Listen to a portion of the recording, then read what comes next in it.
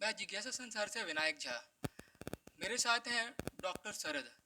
Doctor शरद sir actually Kumhrar विधानसभा के प्रत्याशी हैं, जो कि इस बार कुम्हरार विधानसभा से चुनाव लड़ रहे हैं। और आइए जानते हैं सर से अब तक की सफ़र उनकी कैसी रही है समाज के बीच में, और उनके कार्य को। Doctor Sharad sir please. देखिए, बहुत जब हम लोग प्रोफेशनल आदमी हैं तो कभी इन सब चीज़ों में थे नहीं। पर जब अब लोगों से हम लोग मिल रहे हैं, यूजुअली क्या होता है जब आप काम के लिए समाज सेवा का कोई काम करने जाते हैं, सोशल रिफॉर्म का काम करने जाते हैं, कभी बाढ़ आया हुआ है, कभी लॉकडाउन है, तो उस समय ऐसा होता है कि लोगों को ज़रूरत होती है। तो वो एक अलग फेज ऑफ लाइफ होता है। और ये जब आप वोट के लिए जाते हैं कि चलो इलेक्शन लड़ा जाए, ये एक अलग फेज है। तो इस समय लोगों की सोच भी बदलती है और लोगों का ढंग भी बदलता है। लेकिन एक चीज़ जो बहुत अच्छी लगी कुम्हरार में लोगों से मिल के, कि इतनी बुरी स्थिति होने के बावजूद लोगों में उम्मीद है कि कुछ सुधार होगा। इस बार नहीं हुआ है, अगली बार होगा।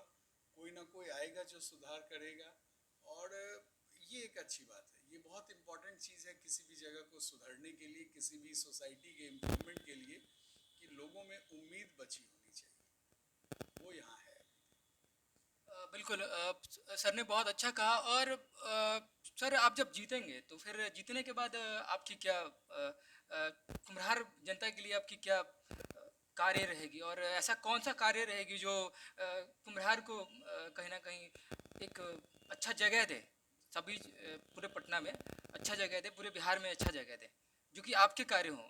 ऐसे क्या आपने कार्य करने का है, सोचा है, जो कुम्हरार तक ये, क्योंकि ये बातें कुम्हरार की जनता तक पहुंचने वाली है, तो कुम्हरार की जनता को ये बात सर द्वारा पता होना चाहिए, डॉक्टर शरद सर द्वारा प्लीज। देखिए, सबसे इम्पोर्टेंट चीज़ है जिससे कुम्हरार की जनता परेशान है। साल में एक बार जल जमाव जरूर से होता है। सालों भर हमारे रोड पे कीचड़ होता है, थोड़ी सी बारिश हुई कीचड़ हो गया। हर जगह का रोड टूटा फूटा है, गंदगी ही गंदगी है। ये चार चीज़ है जो मतलब ये कुम्हरार के लिए यूनिक है। पता नहीं बाकी जगह ऐसा होता है या नहीं, पर कुम्हरार तो ऐसा है। इन चारों चीज़ों को इम्प्रूव करना बहुत इम्पोर्टेंट है। इसके अलावा जो मेरे प्रायोरिटीज़ हैं वो है, लोगों को सस्ता हेल्थ सर्विसेज मिलना चाहिए। एक भी ढंग का आपका अर्बन पीएचसी नहीं है यहाँ पे। तो देखिए, प्राइवेट में इलाज कराना लोगों की मजबूरी नहीं होनी चाहिए।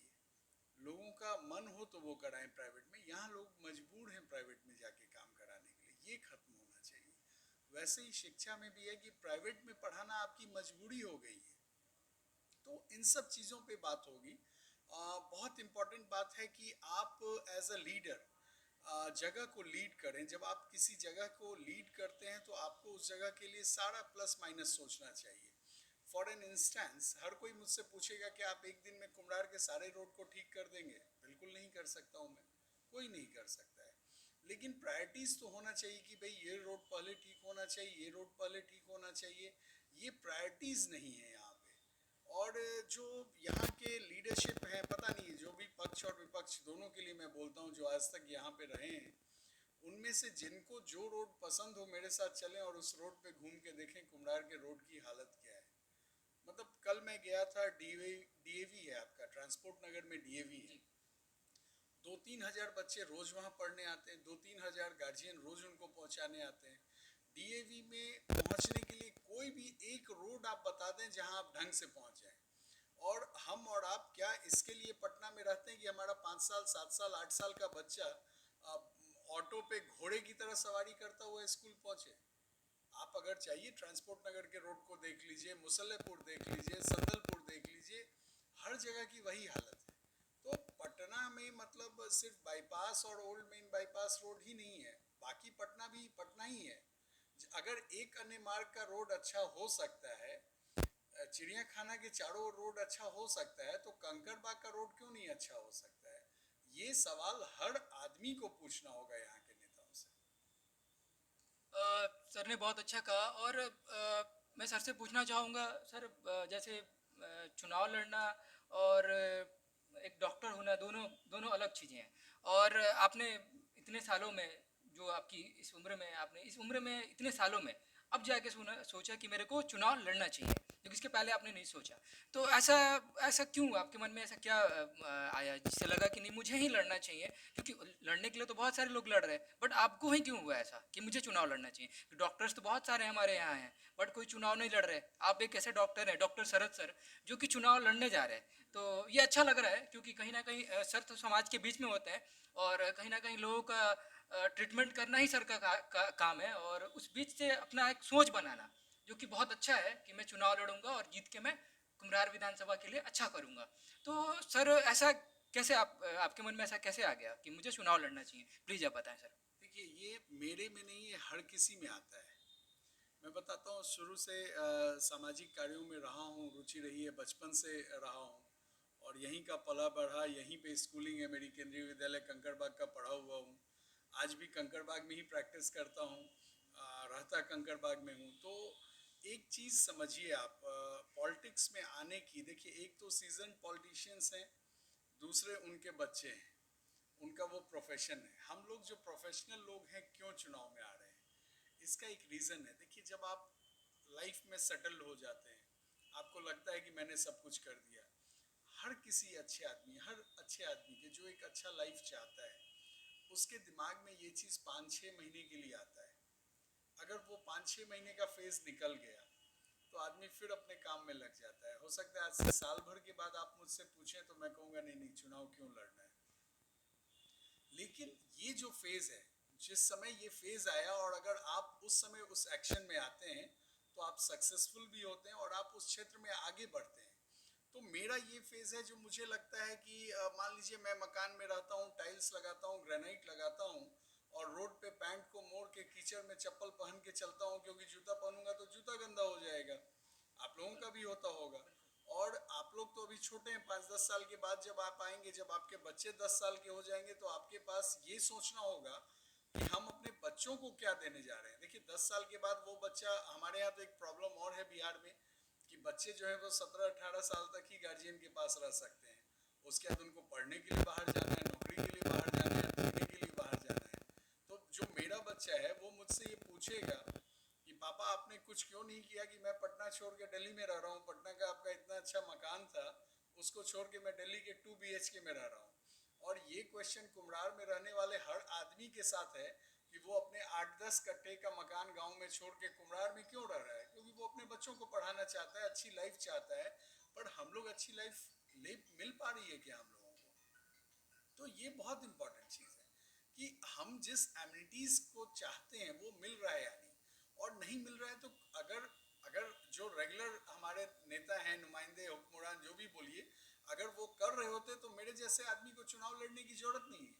हो सकता है आज मैं कर रहा हूँ, 10 साल अगर मैं अनसक्सेसफुल हूँ तो 10 साल के बाद आपका मन कर सकता है कि डॉक्टर शरद से नहीं हुआ, मुझे करना चाहिए, तो आपको भी आना चाहिए, हर आदमी को आना चाहिए। क्योंकि हम लोग क्या सिर्फ वोटर हैं, हम लोग सिर्फ टैक्स पेयर हैं। हमारे टैक्स के पैसे को आप एक बार गड्ढा कराते हैं, दोबारा पिच कराते हैं, तीसरी बार पोल गड़वाते हैं, फिर गड्ढा करवा के पाइप लगाते हैं। तो पैसा हम लोग मेहनत से कमा के देते हैं, टैक्स। तो इसको ऐसे ही आप उड़ा सकते हैं। तो उसको उठाने के लिए हम लोगों को आना पड़ रहा है इस बात को। मैं बहुत सारे लोगों से मिला हूँ, कई लीडर्स से मिला जो अलग अलग विधानसभा से चुनाव लड़ रहे हैं, बट मैं पहले ऐसे डॉक्टर शरद सर से मिल रहा हूँ जिन्होंने ये सोच बताई, जो कि मेरा भी सोच है, और हमारे साथ जो मेरे साथी मेरे युवा हैं उनका भी यही सोच है कि यार मैं अगर कुछ नहीं कर पा रहा हूँ तो शायद हमारे बच्चे बाहर रहेंगे तो कहेंगे कि भैया फादर आपने करा क्या है, जो कि मुझे बाहर रहना पड़ रहा है और मैं घर का जो आलीशान बिल्डिंग उसको छोड़ के रह रहा हूँ, और वहाँ मुझे बहुत दिक्कतें झेलनी पड़ रही है। तो सर का सोच मुझे अच्छा लगा, और इसके इसके साथ में कुम्हरार विधानसभा का बहुत अच्छा कहीं ना कहीं भला होने जा रहा है सर के द्वारा। और अगर सर जीत जाते हैं तो सर जीतने के बाद आप युवाओं के लिए क्या सोचते हैं, और आपका मैसेज क्या होगा सर युवाओं के लिए, प्लीज़? देखिए, युवाओं को अगर आप अच्छी व्यवस्था देंगे तो आपके ही युवा जाके दिल्ली, बैंगलोर, हर जगह को बसा के रखे हुए हैं। आप अगर यहाँ पे देंगे तो जो लोग 1.5 लाख 2 लाख की नौकरी दिल्ली बॉम्बे में कर रहे हैं वो यहाँ आके 1 लाख में भी खुश हैं, क्योंकि वो अपने माँ बाप के साथ रहेंगे। वो सैटरडे संडे की छुट्टी में अपना टाइम मॉल में बिताते हैं, ज़बरदस्ती घूम के उसके बदले वो जाके अपनी खेती देख सकते हैं। तो देखिए पूरी इकोसिस्टम चेंज हो सकती है अगर सरकारें चाहें तो। आप करना चाहते हैं या नहीं ये इम्पोर्टेंट है, आप उस बारे में सोचते ही नहीं है। दिक्कत ये है, आप क्या सोचते हैं ये आप समझिए। लेकिन जो एक आम आदमी के तौर पे मैं सोचता हूँ, मुझे लगता है कहीं ना कहीं सरकार की या पॉलिटिशियंस की थॉट प्रोसेस में प्रॉब्लम है, और उसको झकझोरने, उसको जगाने के लिए हम लोग आए हैं। और देखिए एक सिंपल सा एग्जांपल मैं बताता हूँ, कुम्हरार का एक बेसिक प्रॉब्लम। कुम्हरार में इतने सारे काम हो रहे हैं, कौन सा काम होगा कौन सा काम नहीं होगा, क्या इसके लिए इतने दिनों में 20 साल एक, देखिए कोई एक टर्म आता है, एमएलए बनता है तो वो ये बोल सकता है मुझे मौका नहीं मिला, मैं सोच नहीं पाया, पहली बार था। आप 20 साल से हैं, आप 35 साल से हैं, आपने एक कुम्हरार का एक अलग से वेबसाइट क्यों नहीं बनवा दिया जहां लोग अपना कंप्लेन दे सकें, जहां आप कंप्लेन ठीक हुआ या नहीं ये बता सकें। तो रोजगार तो हर जगह है, आप उसको, आप चीज़ों को ऑर्गेनाइज कीजिए। आपके जैसे अगर 20 लोगों को ये काम मिले कि आपको कुम्हरार का ऐप और कुम्हरार का वेबसाइट मेंटेन करना है, जहाँ पे भी लोगों को दिक्कत है, कहीं राशन कार्ड नहीं बना है, किन्हीं का वोटर कार्ड नहीं है, किन्हीं के पास आधार कार्ड का प्रॉब्लम है, जो भी प्रॉब्लम है वो युवाओं की टीम रहेगी जो उनको सॉल्व करेगी। तो ये जो एक कॉल सेंटर का कंसेप्ट है, सिर्फ प्राइवेट में क्यों, ये पब्लिक लाइफ में भी चल सकता है। मेरे यहाँ लाइन कट गया, मेरे यहाँ ऑपरेशन होना है, मुझे पता नहीं कि लाइन कब तक आना है, तो ये कहीं ना कहीं दिखना चाहिए कि आज इस समय से इस समय तक लाइन कटा हुआ है। और अगर उसके अलावा कटा हुआ है तो मैं कंप्लेन करूंगा कि भैया मेरे यहाँ लाइन कटा हुआ है, आपको टिकट नंबर देना होगा कि नहीं, ये प्रॉब्लम जो है 2 घंटे में सॉल्व होगा। तो ये सारा चीज करने के लिए है कुम्हरार में या पटना में या बिहार में। बिल्कुल चीज़ें ओपन रहनी चाहिए, बिल्कुल ना कि सबको पता हिडन रखा गया है कि लोगों को पता नहीं है कब लाइट आना है कब नहीं आना है। हर तो चीज, आपके घर के सामने जो रोड बन रहा है आपको पता है कि वो कितना चौड़ा बनना है, कितना मोटा बनना है, कितनी दूर तक बनना है। आपका जो ठेकेदार है 200 फीट का पैसा निकाला और 170 फीट बना के चला गया, आपको पता ही नहीं है कि ये 30 फीट कम बना है। सर ने अवेयरनेस की बात की कि हम अवेयरनेस होना चाहिए सभी को, आम जनता को पता होना चाहिए कि हमारी सरकार क्या कर रही है, हमारा जो जो हमारा नेता है वो क्या कर रहा है, ये पता होना चाहिए जनता को। चलिए बहुत अच्छा लगा सर, डॉक्टर शरद सर से मिलके, और थैंक यू।